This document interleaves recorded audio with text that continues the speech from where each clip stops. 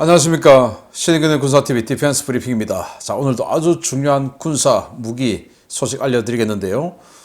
지금 우크라이나 전쟁이 한창인 가운데 이스라엘이 이란을 독자적으로 공격할 가능성이 아주 커졌습니다. 이걸 지금 뜯어 말리느라고 이 미국의 마크 밀리 합참의장이 이스라엘에 긴급하게 가서 지금 뜯어 말리고 또 IAEA 사무총장까지 그러지 말라고 하고 있는데, 그럼에도 불구하고 이스라엘은 지금 언론들은 미국을 오히려 비난하고 해야 된다라고 하고 있습니다. 아마 3월 중에 뭔가 모종의 어떤 그 움직임의 가시적인 모양이 나오지 싶은데 어떤 내용인지 한번 보겠고요. 자, 이런 가운데 우리 한국과 전차, 장갑차 분야에서 완전히 그냥 대립구도를 이어가고 있는 독일 라인메탈이 우크라이나 관련해서 아주 거한 뻥을 지금 치고 있는데 어떤 뻥인지 보도록 하겠습니다. 신인근의 군사TV 구독, 알림, 좋아요 눌러주십시오.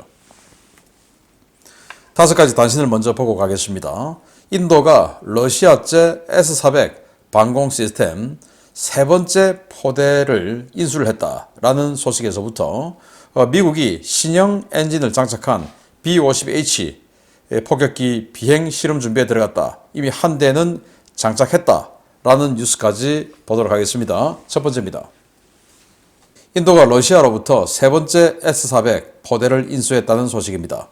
이로써 계약분 3개 포대 전량을 도입하게 됐는데, 튀르키예가 미국에게 왜 인도는 제재하지 않느냐며 강력하게 항의하고 있습니다. 영국과 일본, 스웨덴, 이탈리아 등이 참여하는 6세대 전투기 프로그램 일명 G캡에 사우디아라비아가 참여를 발표했습니다. 사우디 정부가 영국과 6세대 전투기 공동 개발에 나선다고 발표했는데, 그 다음날 영국이 관련 사실을 전면 부인하고 사우디와의 전투기 공동 개발 합의 사실이 없다고 밝혀 논란이 되고 있습니다. 우크라이나 전쟁에서 고기잡이용 그물로도 잡을 수 있는 자폭 드론으로 조롱받고 있는 러시아의 최신형 배회 탄약 시스템 란셋이 우크라이나군의 T-84 오플롯 전차를 명중시키고도 파괴하지 못했다는 소식입니다. 전차 상부를 강타했지만 폭발 반응 장갑만 부서지고 전차는 멀쩡했는데, 도대체 이 드론 무슨 생각으로 만든 것인지 모르겠습니다. 우크라이나가 지난 연말 실시한 영국제 중고 장갑차 101대 구매 모금 사업이 성공적으로 완료됐다는 소식입니다. CVR-T 계열 궤도 장갑차 101대가 구입되어 현대화 개수를 거쳐 우크라이나군에 배치되고 있다고 모금 사업 주관 단체가 밝혔습니다. 미 공군이 76대를 운용 중인 B-52H가 롤스로이스의 새 심장을 달고 시험 비행을 준비 중이라는 소식입니다. 기존 엔진과 추력은 거의 같지만 연비가 크게 개선되고 소음도 감소했다고 하는데, 새 엔진을 단 B-52H가 어느 정도의 성능을 보여줄지 기대가 모아지고 있습니다.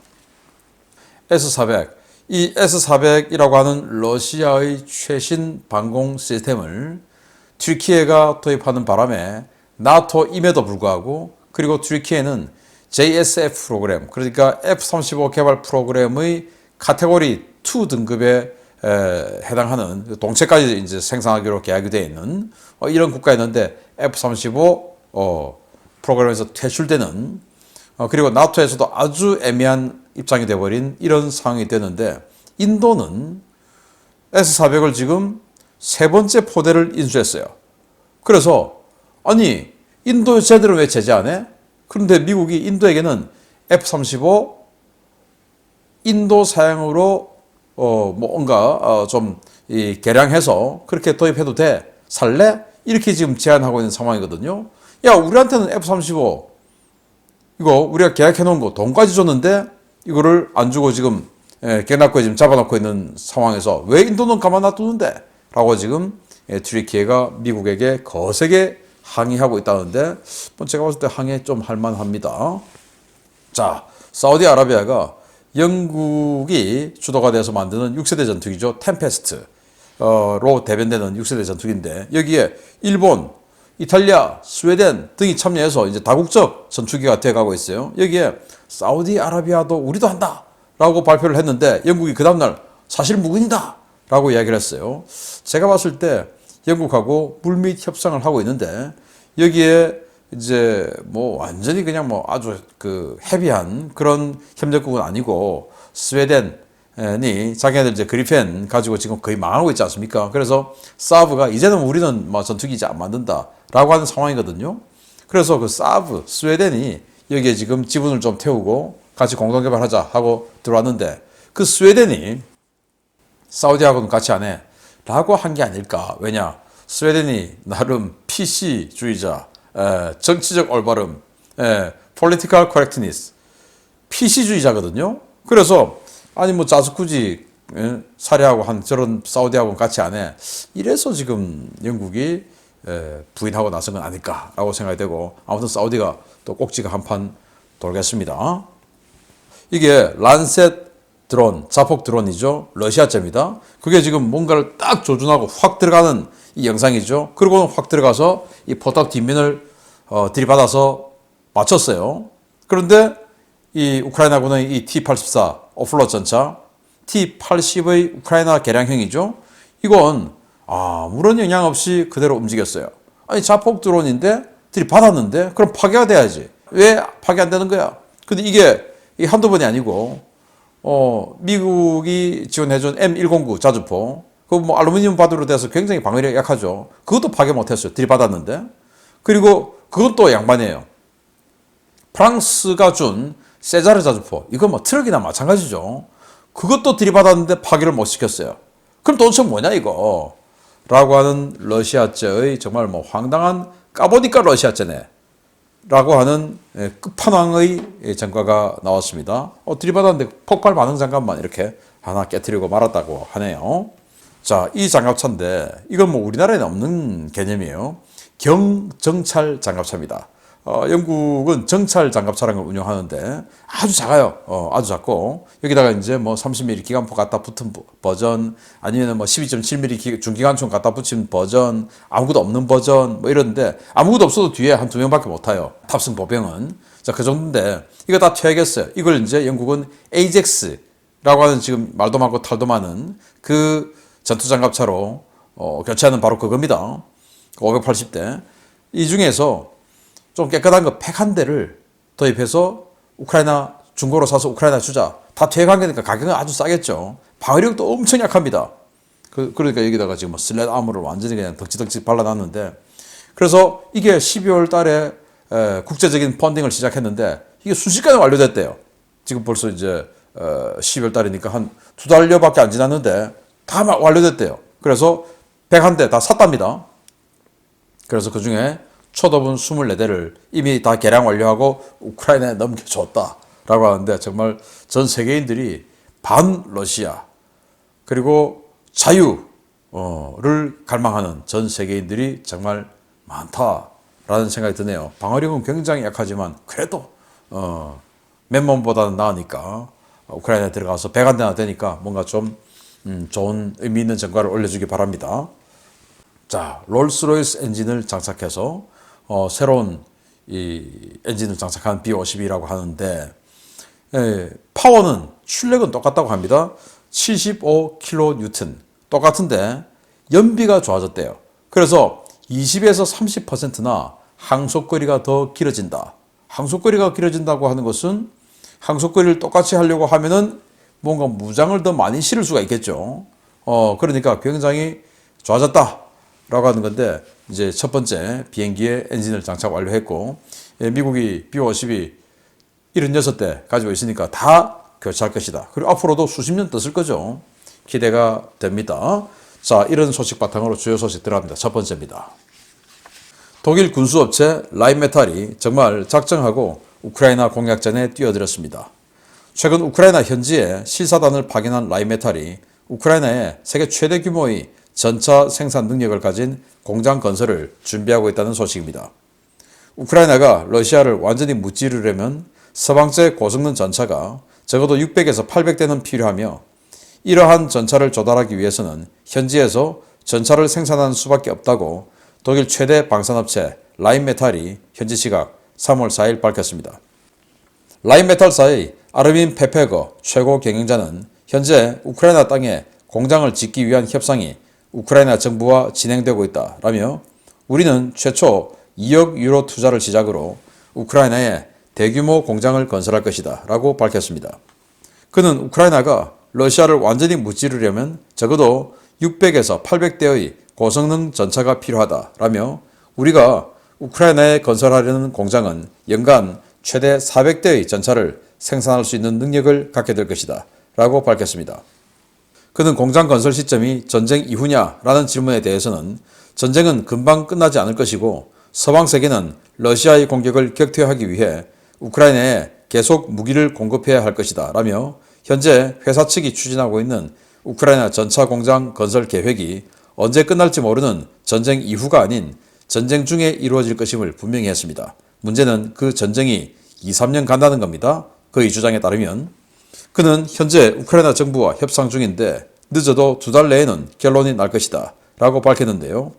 독일 정부의 수출 승인 문제와 관련해서는 레오파르트2 전차는 지금의 문제를 해결할 수 없고 물량도 너무 적다라며 자신들이 제안한 우크라이나 현지 전차 생산 공장 건립 외에는 대안이 없다고 강조했습니다.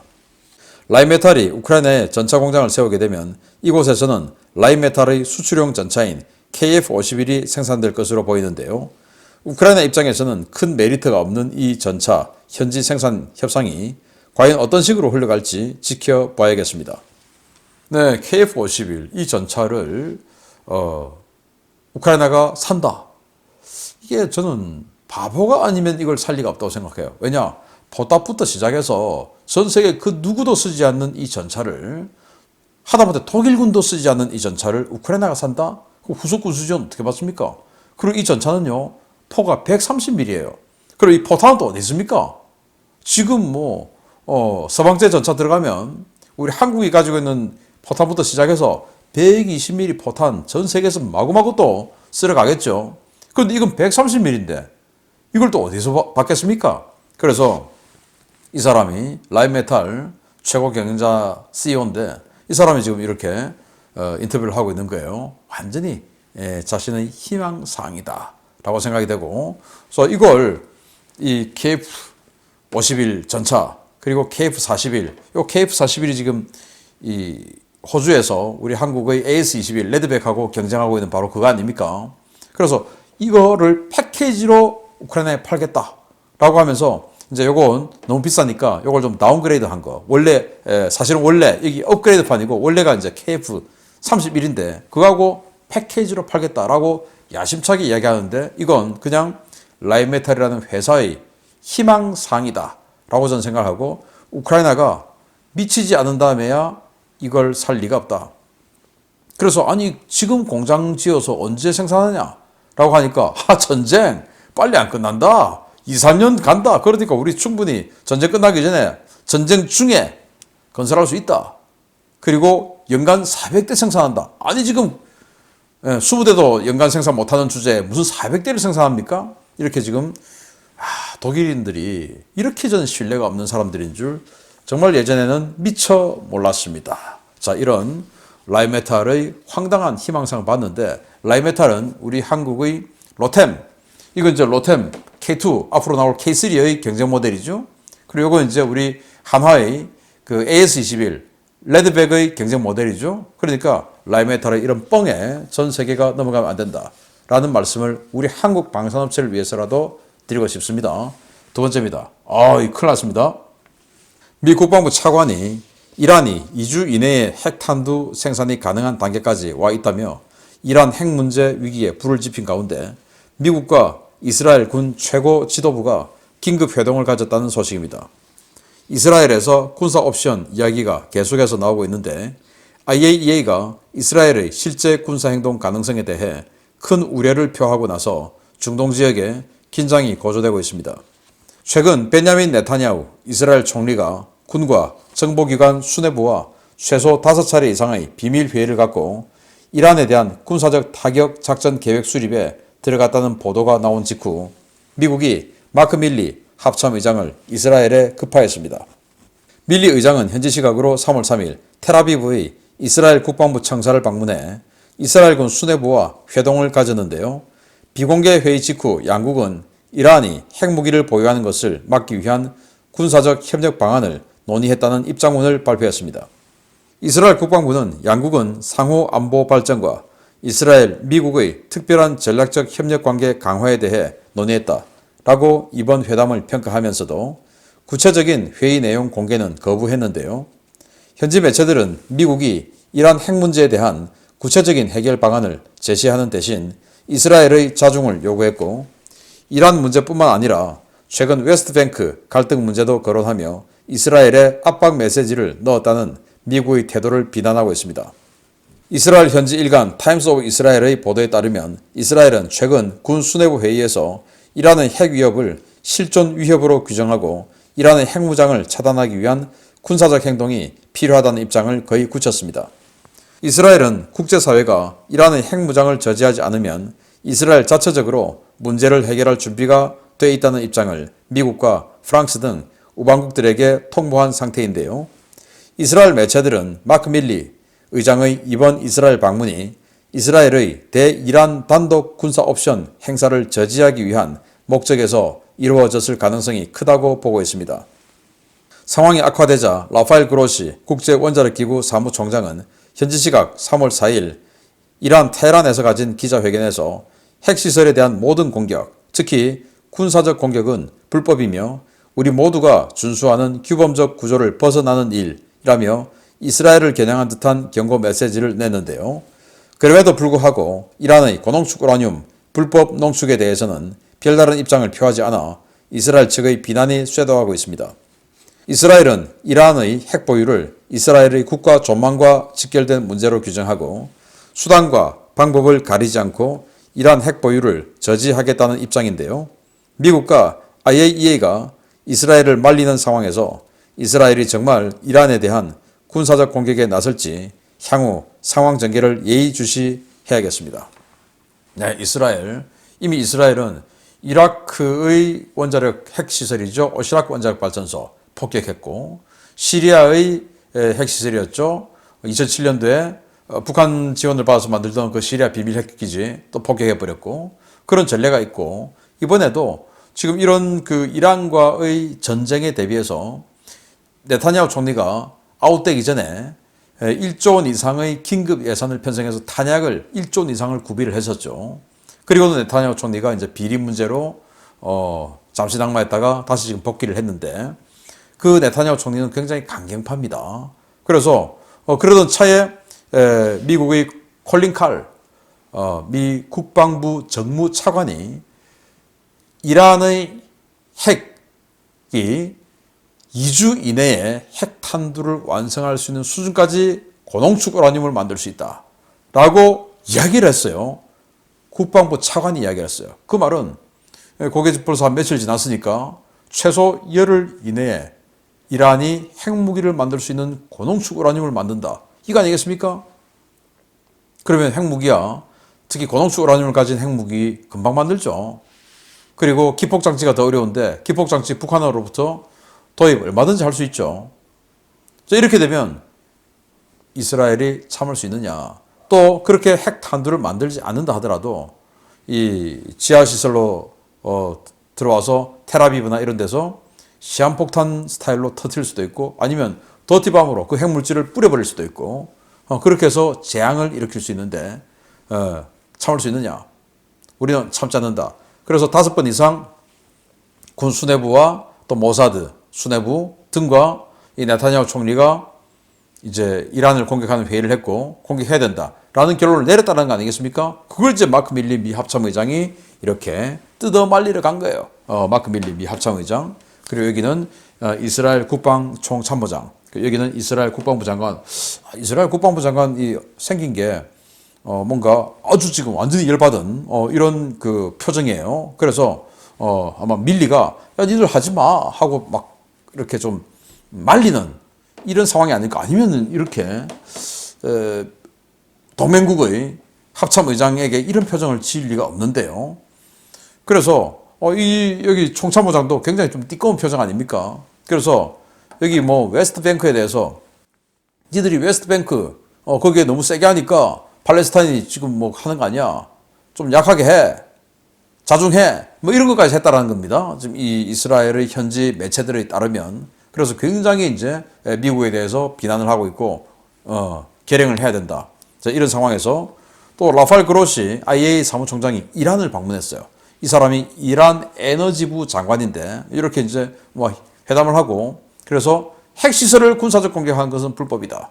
라고 이야기를 했어요. 이란이 고동수 우라늄 지금 만들고 있는 것에 대해서 이런 방구도 하지 않고 자, 이런 상황이 되어서 아마 이스라엘이 진짜로 하게 될 것 같은데 이야, 이렇게 되면 이스라엘, 이란에서 멀지 않은 우크라이나에서 전쟁을 하고 있고 그 밑에서 또 이스라엘이 이란을 폭격해버리면 이란은 또 이스라엘에게 미사일을 날릴 것이고 그럼 이스라엘은 그걸 또 요격하고 다시 보복 공격을 할 것이고 굉장히 급박하게 세계 정세가 돌아가는데 신인균의 국방TV 그리고 신인균의 군사TV 이 두 채널을 통해서 제가 계속 여러분들께 진행되는 상황을 전해드리도록 하겠습니다.